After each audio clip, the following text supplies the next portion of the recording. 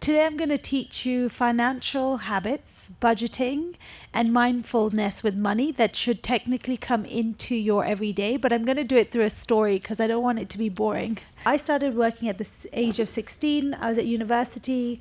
Well, I was in school and I got a part-time job being a sales assistant at a store called Timberland. I don't know. It was my first job. And basically I was helping people get their shoe sizes and clothes sizes. And at that time, I remember I was making £300 a month, which is roughly, let's just say 50,000 shillings. And all I did was spend it. And then I've been working since 16, doing part-time jobs. Even at university, I used to work. And when I graduated, I didn't even know about investing. I got on a graduate salary and I started making a lot of money. And the first 2 years, I blew it. But luckily for me, when I joined BlackRock, I realized, oh my God, I don't have to actually work for money. I actually need to be able to make my money work for me.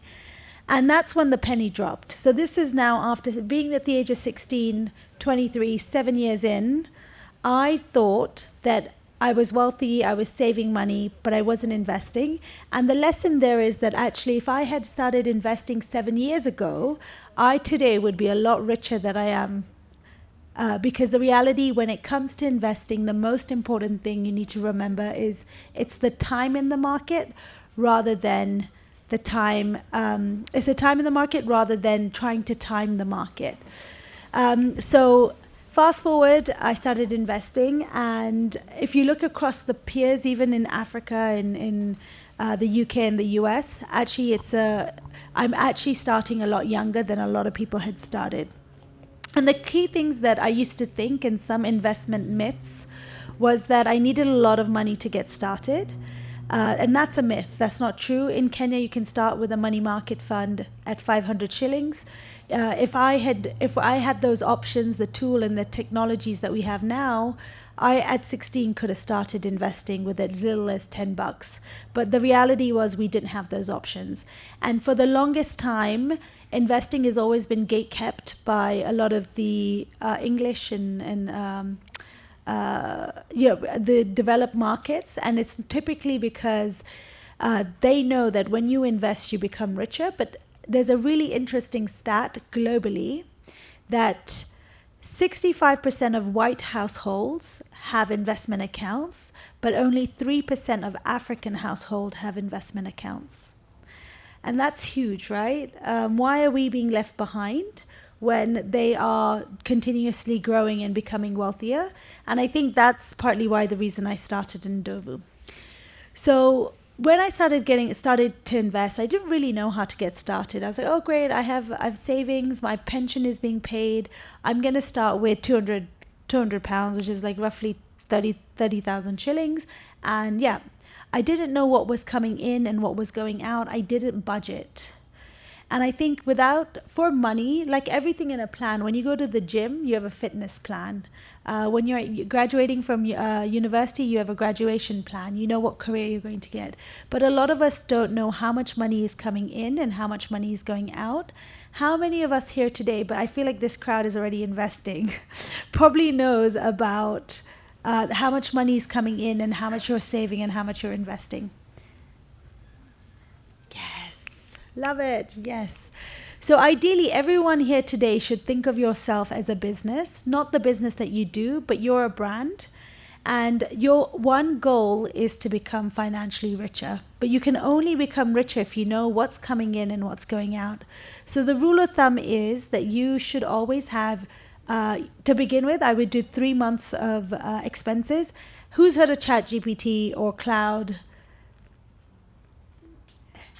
Okay, so everybody, there's a tool called ChatGPT that is free. And if you take your, just checking, everyone knows. And if you take your 3 months M-Pesa statements, your bank statements, I know it's personal information, but honestly, it's not really going to do much. You can literally put it into ChatGPT and say, can you do the calculation of how much am I spending in utilities, so electricity, rent, etc., etc. How much am I spending on food? How much am I spending on eating out? How much am I saving? How much am I investing? Where am I having leakages? And can you tell me where I can cut costs so I can add more to savings and investment? So nowadays, you don't even need a financial advisor, but the team that's here are financial advisors and they can advise you. But you need your first 3 months statements. And the reason being is because if you don't know what's coming in, and just think of it, most of us run businesses. I'm sure every day you look at your bank account to say, okay, this is how much money I have in my account. These are the salaries and the things going out.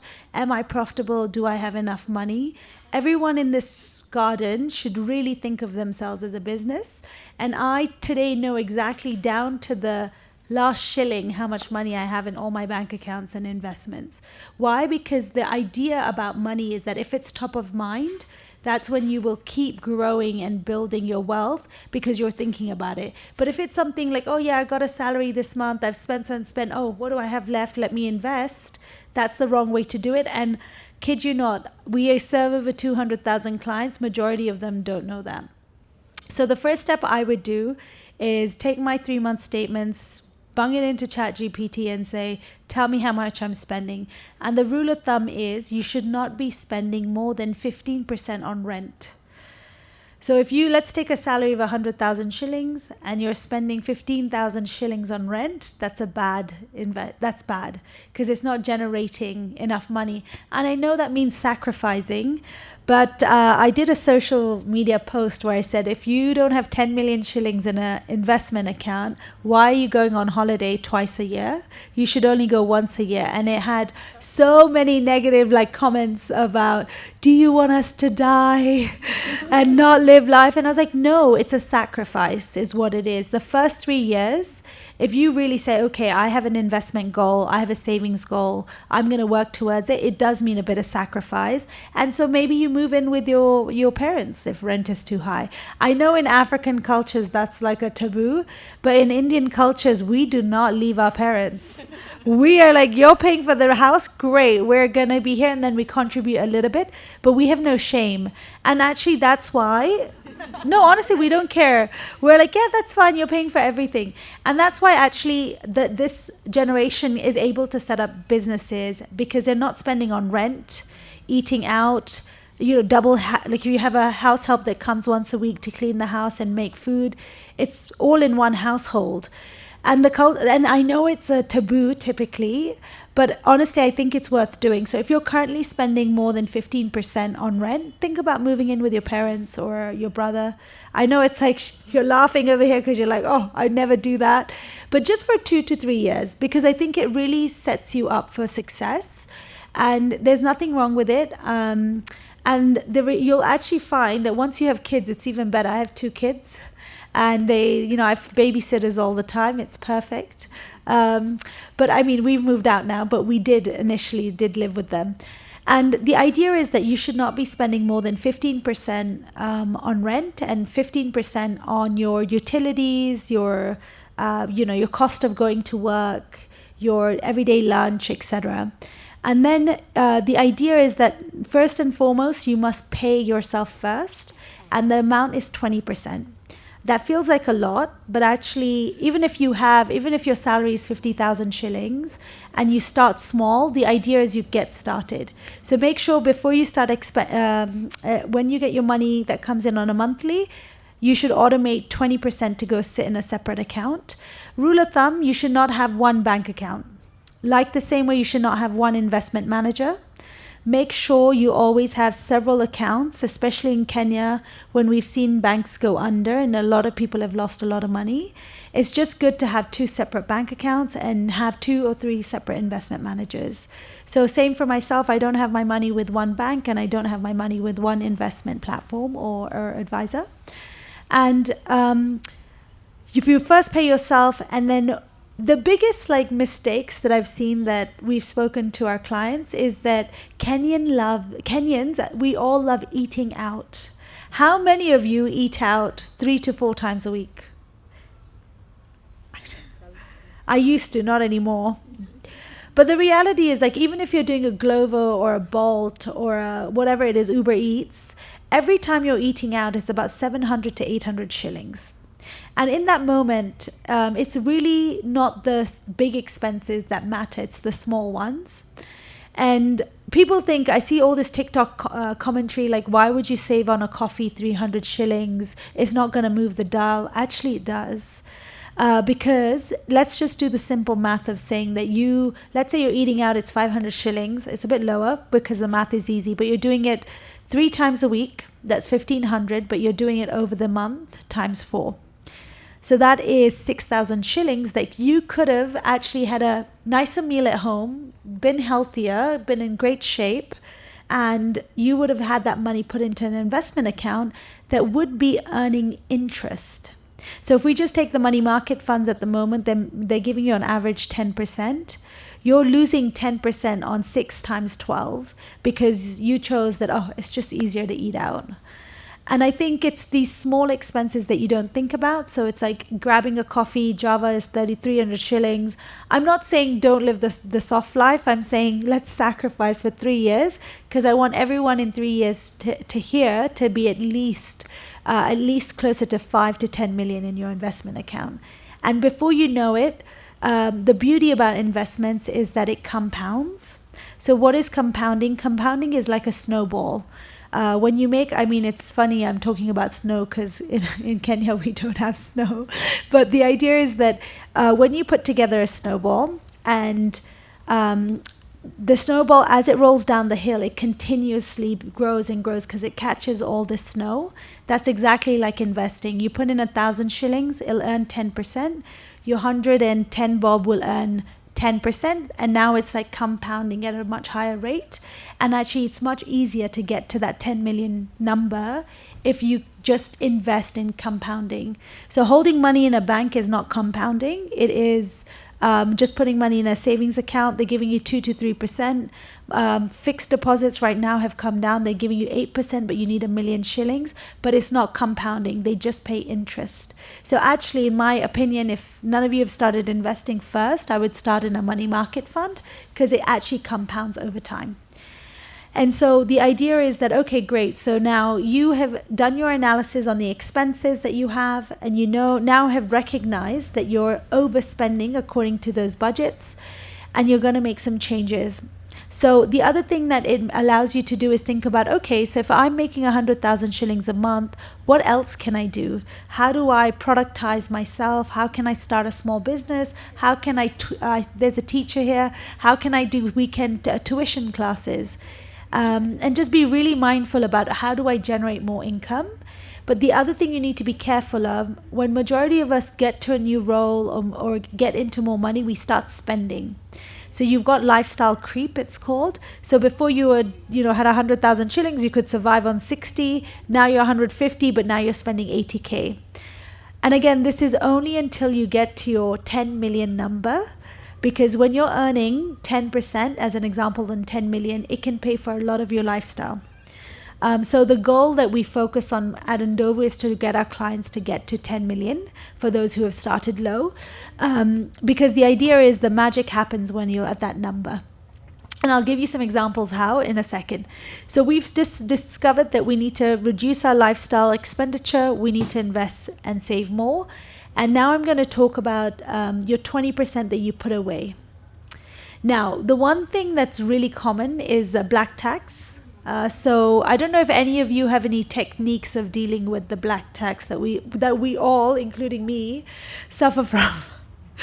Anyone's got any techniques? No? Sometimes you just have to say no. You just have to say no.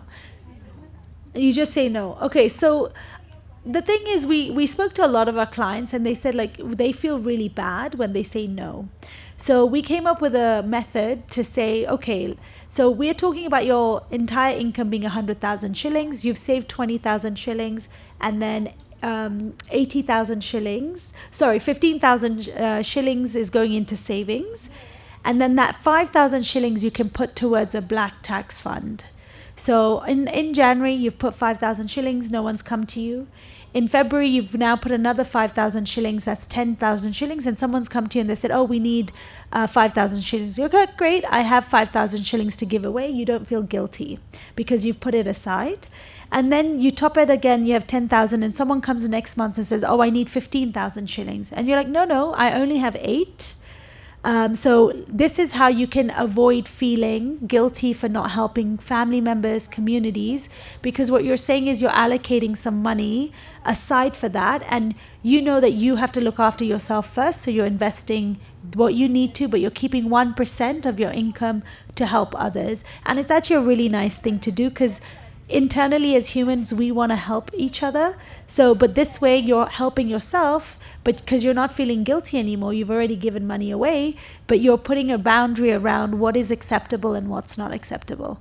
And we found that actually a lot of our clients really struggled with this. Like some of our clients said we even left the country because it was too much. And it happens, right? It really does happen, including for myself. So I do that as well. And now we've got the 20%. So let's talk about the 20%. Africans, we have become so good at saving. I don't know why everyone told us like you must save, you must save, you must save. But actually we're missing a step. Now, if you put your money in a bank account, you're earning 3%. This is just in a normal bank account. And you are also experiencing inflation in Kenya. Inflation is the cost of living going up. How many of you remember a Coca-Cola being 50 bob? I do. And now it's 300 shillings at a restaurant. And the other day I went to Nyeri for work and it was 140 bob. I was so shocked. I was like, oh my God, it's so cheap. But it's the reality. It's become so much more expensive. And so inflation and the cost of living means that the money you have today will not buy you the same things in 2 years because everything is becoming more expensive. And the average rate of inflation in Kenya or in Africa over multiple countries in over 5 years has been anywhere from 5 to 7%. So if you're earning 3% in a bank account on your 100,000 shillings, what is it doing? Nothing. You might as well spend it, in my mind. And the thing is, we have become so good at saving, we've not mastered the art of investing because some emotions come around investing. I don't know what to do. Is my money safe? Are these people legit? Are they going to run away with my money? Because I've heard lots of stories. And the idea is, my advice to everybody is, if you're never invested before, I know everyone has, majority of us have today, is to start with a money market fund because it's low risk. So if we take the 20% of your income that comes in every single month, and we assume that is now, just for argument's sake, 100K, and it's just for the numbers, it's easier, we're going to say we want to put at least 5 to 10% in a money market fund. The reason a money market fund is great is because it's not actually an investment, it's a savings account. You're earning 10%, inflation is 5%, withholding tax fees, etc. So you're still making something, but it's not an investment, it's a savings account. And a lot of people will laugh at me because or say, oh my God, I can't, it's an investment. It's not. It's a really good savings account. And there's lots of options out there. Majority of them do the same thing. Just make sure it's a long regulated partner and you're in good hands, essentially. So that's 5 to 10%. And then we have 70% of your income that should be in a balanced portfolio, meaning you would like to achieve growth, but you also want to protect your capital. And the best way to do that is through fund investing. And there's different ways of doing that. You can, how familiar is everyone with equities, bonds, and shares? Shall I go into that? So I'll just do a quick rounder just so that everyone understands. So bonds are known as slightly lower risk than equities. Equities are buying shares in companies like Safaricom, BAT, Diageo, and investing in a bond could be investing in the infrastructure bond that the government of Kenya that offers you. And essentially what the government is saying is that I'm going to borrow this money for 18 years and every year I'm going to pay you interest. And at the end of the 18 years, I'm going to return your principal and your interest, and I'm taking this money to go build some dam in Nyanza district or something like that. So that's an infrastructure bond. It's relatively low risk. At one point, 2 years ago, there was an 18% bond that came out. What a great bond. I mean, I put money into it, right? How can you, 18%? And my advice with bonds, just remember, if the term is 18%, make sure you sell your bond at 15 years so it gives you liquidity. So typically what happens in the life of a bond is as you get closer to the term ending, the price comes down, so you can lose value. So my advice to everybody is sell it 5 years before, and that's what we tell our clients on Ndovu. So we have a whole bunch of bonds we offer, and when that's coming in, we try and sell on the secondary market and then tell them to invest elsewhere. And those are the little values that Ndovu provides. Like, we have a very bespoke type of arrangement with our clients, where really the relationship management team and myself are very close to you, so we'll guide you on your investments. Because again, one thing we've heard is that people don't know where to get started, so they get freaked out, and that's why we're solving for that. And equities, so there's two ways to invest in equities. You can go and buy Safaricom share individually. That is called high risk investing. It doesn't fall into the balanced portfolio, the 70% that I talked about. Within the 70%, you can have funds, bonds, real estate, and setting up a business actually falls into high risk. So just remember that, right? So if you are a business owner and you're already spending a lot of time and money building a business, a lot more money should sit in the money market fund, because you want security, you want to have a 6 months runway. I forgot to mention, the money market fund is your runway. So a runway simply means that if you lost your job or someone fell sick, do you have enough money that can cover you for 6 months for your very basic necessities, such as getting to work, paying rent, eating, not going out, but eating. And the idea is that needs to sit in something liquid, and money market funds are great for that. A business falls into high risk. Cryptocurrencies falls into high risk. Investing in a friend's business is high risk. And that should only be, on average, 15 to 20% of your allocation. And again, this is why it's important to know your numbers. So going back to the 70%, there's two ways of investing in companies. Now, when you buy a share, what happens? So let's say that today we go and put in 1 million shillings into Safaricom shares. Safaricom takes that money and they have a share price today. And what they're promising is that I'm going to take this 1 million shillings, I'm going to go and invest it into the business, and I'm going to generate more return and revenue, which means the share price goes up. And that means the value of your 1 million shillings goes up. Now, as a retail investor, like all of us here, that type of investing is very risky, because what you're saying is that you believe in Safaricom alone to be able to deliver all those revenue numbers. And the problem is you're putting all your eggs in one basket. And it's not wrong to do that. It's good to have some conviction on what we think is going to be in the future, but you don't want all your money into it. And that's why investing in individual shares falls into high risk.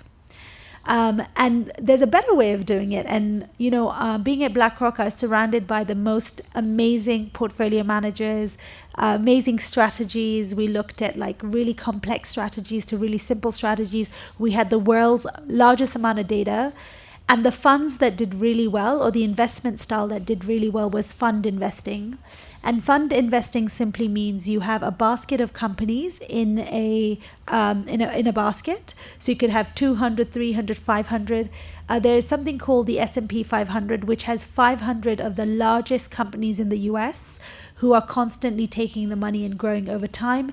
And on average, it's returned 15% on the dollar, which is 22% on Kenya shillings, because the Kenya shilling itself has lost value by 30% over the 5 years. So let's just say we bought a phone in 2000, and then we went to buy another phone in 2005. It's costing us 30% more to buy it, because we're all earning in Kenya shillings. So unfortunately for us, we're pegged to the dollar. We get it impacted by inflation and currency. And so when you just hold or make money in Kenya shillings, Unfortunately, we need to make more of it. So the idea is that you want to hold a balanced portfolio, Kenya shillings and dollars, so that your dollar investments are growing with you. So when you want to make international purchases, go on holiday, study abroad, it's helping you.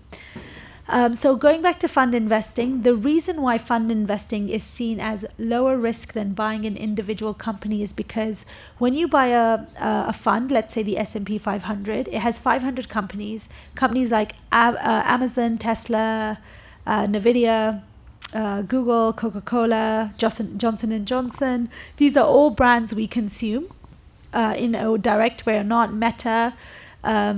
And when you invest in a fund, let's say you put 1 million shillings into that fund, that 1 million shillings is being spread across 500 companies. You don't have to do it. It's managed by a professional into those 500 companies. So let's say on the day that you had some investment in Apple and they got fined for data privacy and their stock price came down, so the value of the company dropped by 20%. You're not impacted by it as much because you're now investing in a fund that has all the other 499 companies who are most likely to be doing well, so your downside risk is protected. And so the simple saying is that because we're retail investors, the first step is to get a money market fund, but then do fund investing so that you're not putting all your eggs in one basket, you're putting it in a big basket of different securities. And that's similar in a special fund. It's managed by a professional. Actually, Ndovu is launching their special fund in January.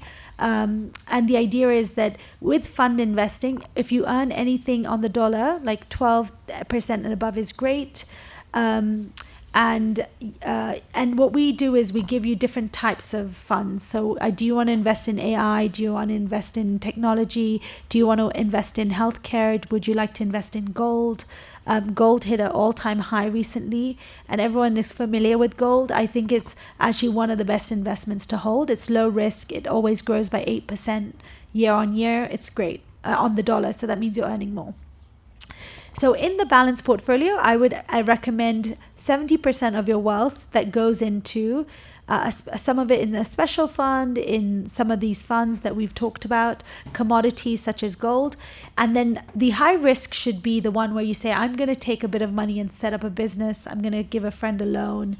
I'm going to do cryptocurrency. There's nothing wrong with that. It's super high risk. You just need to know that it is really volatile, so it's going to go up and down, but you don't panic. And that's on a rule of thumb. If you follow this strategy, there's a lot of research that shows over 100 years. If you do this strategy, you win more than doing stock picking. And it's really simple, and it's something, I mean, for me, it's simple. It might sound like a lot, but it's actually a really great way to get started. So just to summarize, the first thing I would do is look at my expenses today. What's coming in, what's going out? Is there areas where I'm spending unnecessarily? Rule of thumb, when I go to buy something, I put it in my cart and then I think about it for 2 days and I'm like, oh, I don't really need that top. Like, it's okay. And then I put that money in my investment account. And actually, believe it or not, when you get to over 10 million, now your lifestyle gets to be supported by the interest. So a really good example is we're going on holiday at the end of this year. I'm not paying for it from my own hard-earned money. I'm paying for it from my interest. Yeah. And it's amazing because... yeah, I love it. So I'm like, oh, great. Okay. And then when it's my son's birthday party, I'm like, oh, great. I can throw him a birthday party, but on interest, not on my money. And honestly, that's why you have to sacrifice 2 to 3 years of just being really conscious with your money. And trust me, when you hit those big numbers of having $50,000, so 5 million, 6 million shillings, 10 million shillings, you yourself will say, no, I want to grow this portfolio. But you have to get started. So to summarize, make sure you are looking at your expenses, eating out less, being mindful just for a short period of time. Get a relationship manager that can help you, guide you on your investments. I know this is all really scary, but my advice is always start, and then it all starts to flow. And you'll start understanding how money works. And then from there, you want to think of ways to increase your income. That's really important. Whether it is trying something on the side as a side business, whether it's looking for a new job that pays you more money. Just another thing, rule of thumb, as women, we undersell ourselves. please don't. Go out there and speak to market industry. Go speak to HR. If you're looking to move for a job, go speak to a HR consultant and say, these are my skill sets. This is what I have. What is the average salary in this band? And then add 30%. Okay, because when you come to an interview, and so when I hire and somebody says to me, oh yeah, I've got 8 years of experience, I'm asking for 120K, in my mind I'm thinking, you don't know how good you are, or you're probably not very good at your job. And so if you come with a number that's exciting, somebody's like, okay, this person knows their worth, they know what they're good at. Let me look into them a bit more, and they'll take you on more seriously. So it's reverse psychology, but again, look at ways of increasing your income. And the other way you're increasing your income is by investing. And then you want to create a balanced portfolio. Make sure you get an RM. You should just do a free financial planning with the ladies here. They'll take you through a portfolio and tell you what you can achieve in 3 to 5 years time. And then what you need to do is be consistent. And this is why paying yourself first, automating the process is really important. And everyone says, oh my God, I have to sacrifice 3 years. It feels like a really long time. It's not. Just think of how quickly this year went. I can't believe we're in December already. Like, it really flew by. So actually, in your mind, if we always overestimate what we can do in a year and underestimate the value of long term. So just make sure that we are investing for the long term and doing it consistently. So I'm going to pause there. I don't know if you have any questions. Did it make sense? Any questions? Anything else you'd like to ask? Any challenges anyone's having in their money and thinking about how to come out of it? Oh, last thing I forgot to say. Bad debt is when the interest rate on a loan is 13%, and bad debt is defined as when you borrow to buy a car that's not generating income. When you borrow to buy a house, I'll give you a really nice example. We had a client, he's a high net worth individual, and he wanted to buy a house for 60 million shillings. And this is his entire wealth. He said, oh, okay, I'm going to borrow a little bit from the bank, but I'm going to put in 50 million and I'm going to lock up my property in a house. And I said to him, why would you do that? First of all, the property market in Kenya is overvalued, and it is so hard to get your money out. What you can do instead is put your 60 million shillings into some investments which are balanced. They'll generate on average 20 to 24%. That money a year you can earn. Every month you're earning enough to go rent a house that's roughly $3,500, about 400,000 shillings, and it's going to give you 250,000 shillings extra to actually use for your monthly expenditure. So sometimes thinking about owning an asset, especially now when things are so expensive, is not a smart decision. Eventually, when you save and invest and you get to that big position, you can buy a house because now you have unlimited wealth. But at the beginning, when you're really trying to buy things, I think it makes sense to put it in assets that generate more return. There's some really interesting low housing projects. I think that's great. That's when you use your investment portfolio whilst you're saving towards that 3 or 4 million shilling apartment, and then you get a rent on it, and you need to do the math to make sure the rent is giving you more than just holding in an investment, because again, it's really hard to sell. Tenants are annoying. The government, you need permits. So there's a lot more that goes into it. And as Kenyans, we're so focused on building land. Please don't buy land. Please buy real estate. If you want to buy something physical, buy real estate, not land, something that you can rent and get an income from, or you can live in. And so we need to move away from land. And because the land that you're buying is in areas that is not going to appreciate, the only areas that I think will appreciate are like moving outside of Nairobi, so towards Machakos, this side Kiambu. But if you're buying in shags, it's not going to appreciate. You're just locking money in. And when it comes to selling, there's no buyers. So just a lot of our clients have really struggled with that as well. So in a nutshell, I'm going to pause there because I hope there's some questions. So which of the two options is better? Like, should I, today go and put in 300,000 in a money market fund, or put 100,000 and then 200,000? Yeah. So I think investing is really personal. So if you're doing a consulting project and you don't have an emergency fund, you definitely need to invest in the money market fund, because the thing with investments is they go up and they go down, and you don't want to put your your only money you have in something that can go down, and then you're really, in a bad shape. So it actually depends on what your personal situation is, and this is why investing is so personal. Now, if you're in a steady job, you've got a career, you've got money, you've got a consistent income for 12 months, I would do the latter. I would put 100,000 shillings in the money market fund and build over time, and then I'd put the rest in a more higher generating product. But it all depends down to who you're yourself, and this is why it's great to get a financial advisor, because also or just ask ChatGPT, do some research online. But my advice always is to speak to someone, because it gives you a bit of confidence.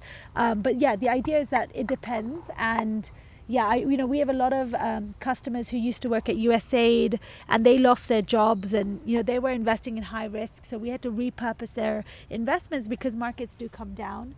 The returns we've seen over the last 3 years, even in special funds and etc., they're not going to continue.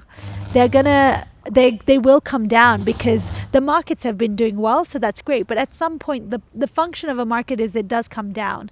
So you want to build a balanced portfolio, which includes commodities and a fund like the S&P, so that you're balanced, so that when something comes down, you're still got some other assets that are consistently generating returns.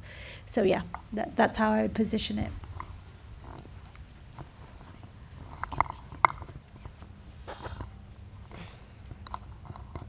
Thank you for the information. I wanted to ask, what is the difference between Bitcoin? The other one is crypto, and also the money market thing. What is your advice? So my advice is, if I had 100,000 shillings today, I would put 20,000 shillings in a money market fund. I would put 70,000 shillings into a fund, so S&P 500, a special fund, and I would put 10,000 shillings in Bitcoin. Bitcoin is a new investment class, which is it's really hard to explain, but which is a new way of doing money, sending money, creating value. It's a new asset class. It's super risky, so you don't want to put all your money in a crypto. Crypto is Bitcoin, Ethereum, all these other coins. And they always say that Bitcoin has been something that behaves differently to equity markets, but that's not true. When equity markets goes down, crypto goes down. So the best thing you can do is have a balanced portfolio. So a money market fund is more like a guaranteed steady return. It's not high, but it's steady, it's guaranteed. Also, investing is personal because it depends on your age. So if I'm 65, I would only hold fixed bonds, fixed income bonds, fixed deposits, and money market funds, because you don't have new income coming in. Your income is what you have, so it has to be steady. But if you're young, in your 20s, in your 30s, you need to take more risk. And as you get older, you reduce the level of risk because you want your assets to be more steady. So going back to the point, investing is really personal. Yeah. Okay, thank you. So I have a question around the money market funds.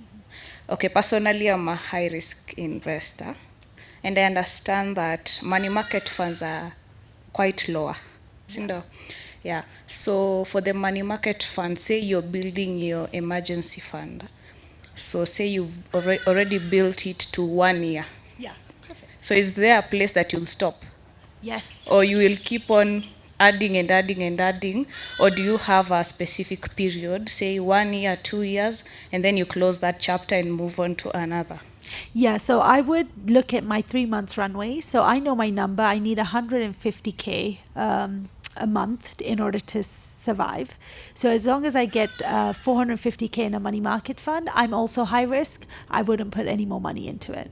So it's just, again, looking at what's your personal number. I have 2 kids. I run a household, etc. Yours is probably lower. So if you get to about, I would say about 120, 150K for you, you seem young, I would stop there. And then I would put it in assets that are generating more return because you're young. Hi. So my question is, what's your general opinion on, let's say, like an education fund? An education fund. Okay, I like so there's two policies. So there's two different things. An education fund could be where you're investing for your children's education, but you also get an education policy from the insurers. They're two different things. I think if you're gone with a really good insurance company and you know that they pay out on education at the end, I think that's a great product. But sometimes you need to read the fine print, because they take all this money, they invest it, but then they don't pay you the value at the end. So what I've done for my children, it's not an education fund, but it's a gift that I want to give them when they're 24. So so in Indians, we give a lot of gifting. You know, your new auntie comes, she gives you money. It's your birthday, we give you money. We have this culture, you tie a string, the kids get money. Yeah, you have this other culture, you put a dot, they get money. So in our culture, there's a lot of money circulating between the grandparents and the cousins and the aunts. And my entire nephew and nieces, there are about 6. We've created accounts for them so that whenever they are being gifted, we don't want toys, we don't want things. Our houses are full with clothes and toys. So they just deposit into their Ndovu account. And as they're growing, by the time they're 24, they will have over $2 million in their accounts. Yeah, that's a lot of money. You know, that's over nearly 300 million shillings when you turn 24. And then what we'll do eventually is put that money in a trust. And when you put money in a trust, you can put some rules and regulations. You know, like if they don't study, you can say you don't get the money, or it delays the period. So again, when you become more sophisticated, there are ways to protect your wealth. And even in Kenya, there's something like inheritance tax. You know, a lot of us don't like talking about death, but it's inevitable, like, let's be honest. So we need to be smart about it. So you can give your children the assets in a trust before you pass away, which means it's still yours, but it's in the trust. And when they pass away, they're not paying probate, which is ridiculous, 40% on the assets that you're being given as inheritance. So once you start creating wealth and you start having these money conversations, you can actually get a lot of tips on how to protect it. So for me, if you've got a really good education insurance policy, I'm all for it. But ask the question, so how much will my policy give me in 24, whenever your kid's going to university or when it ends? Do the math and say, okay, will I earn more in another fund? I will or I will not, and make the decision. So that's how I'd approach it. But my advice to for everybody is, if you have kids, start investing young, even if it's 2,000 bob. Honestly, 2,000 bob will, because they have the time, they have 24 years, that 2,000 bob will go a long way. And that's what I do. Every month I put away 10K for the kids. And then they get all this other money. So, yeah.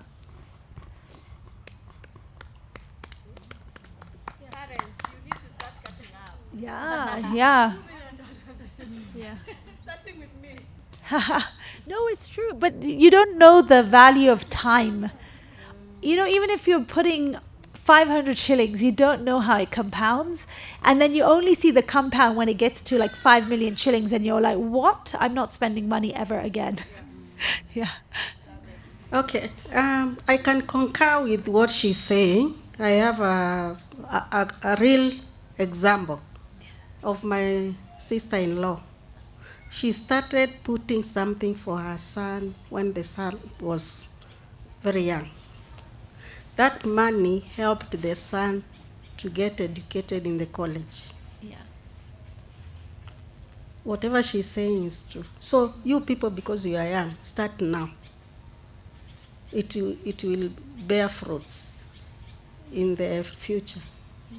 Yeah. How do you invest when you have inconsistent sources of income? Okay, so investing for people with inconsistent sources of income is even more important. So for somebody who has got an inconsistent income, the first thing I would build is my emergency fund. So going back to her question where she said, oh, would you start investing in high risk stuff? No, I would not.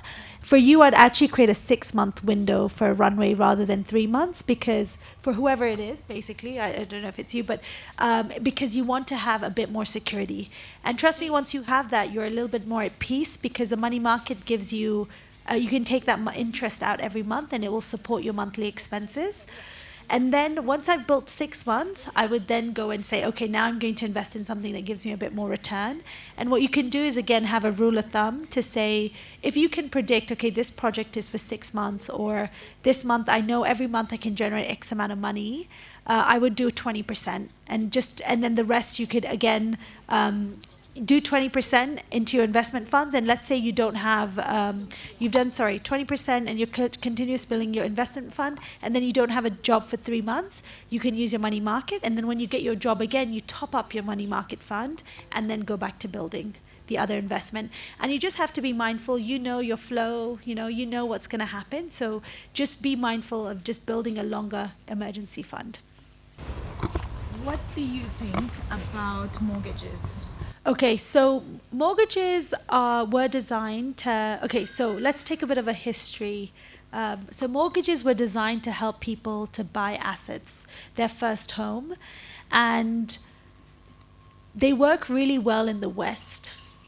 Okay, so mortgages in the West, for example, I have a couple of properties, I paid 3% on my loan. Wow. 3%. So 3%, okay? And when I came to Kenya and I was like, oh yeah, I have some money lying around, maybe I'll buy a property here. And I went to the bank, they were giving me at that time, 5 years ago, 15%. Yep. And I thought, I'm not doing this. That's like, how do you get onto a property for your house? But the thing is, having a house is very important. It's security as well. And I know there's some grants here with like the housing, I'll get the full name, but the Housing Development Bank that gives you a much lower rate. So I think it's 6 or 7%. But there's some conditions. You have to have 20% of capital. But it's worth doing, and I would look into it. And I think it is important to have a house. The question is, you have to do the math. So this individual who had 60 million and was going to put all his money into a house was a bad idea. And he could have done it on a mortgage, but again, he would not earn as much. So it's about doing the math, and there's some tools that we can run for you and say, okay, if I want to buy a house in 10 years' time, 5 years' time, what does it look like? Do I start with a 2-bedroom apartment? Do I get a full house? It just depends, yeah. But mortgages in Kenya, to be honest, are just, the system is broken, in my opinion. Yeah. They're too expensive. Too expensive. It's very expensive. But even for SME lending, I'll give you an example. The SME lending is at 16%. The bank's rate, the CBK rate came down, but they didn't bring down the rates. Yep. And if you think about it, if I had to go to the bank to run Ndovu and I had to pay 16%, that means my margins have to be at least 20%. And even then I'm not taking any profit. That's breaking even because there's salaries, permits. And so, yeah, I just think what we are trying to do, and I'm working with MIT, is how do we unlock liquidity at a lower rate, but African liquidity? And that would be really interesting because, yeah. And then also in Kenya, even if you have collateralized loans, they still charge you a high. So even if you have money in the bank and you're like, I need to borrow 80%, they still give you a really high rate. So, yeah, we need to fix that somehow. Yeah, thank you for looking into the problem. I looked into it last year with affordable, is it this year actually? Yeah, affordable housing. Affordable housing. So the scheme has partnered with a couple of banks and SACCOs, and they're doing, I think, 9% of I did the math, I was gonna pay times 3 of the value of the house. 100%. And it's affordable housing. So it's not even like a fancy house. It's an affordable house somewhere in probably Syokimau or, Yeah. And I was going to pay times 3. So I'm like, let me start ThriveHaus. We tuende nayo kwanza. We see what happens. So the cost of credit is also quite high. Don't touch them. Don't touch them. I Don't agree. even, the what you're paying, and I get really passionate about this because they go out there and pitch themselves as like, we are financially including the low income, everybody. But they're charging you 300% per year. So even though like you go get a mobile loan for, let's say, 5,000 shillings and you're only paying for that 1 month, it's 300 divided by 12. So it's really high. You're actually better off getting a bank loan. So mobile loans, I disagree with completely. Thank you so much. I feel like I knew some stuff, but some stuff I had no idea, or some stuff are very abstract. But when Radhika is talking, and I'm like, okay, actually I'm not serious here. I need to tighten a little bit, right? Thinking about no coffee. Just not make anymore. it from home. Let's make it at home. Like No, that. I make my coffee from home and I take it to work. I know it's 300 shillings, but it's still money.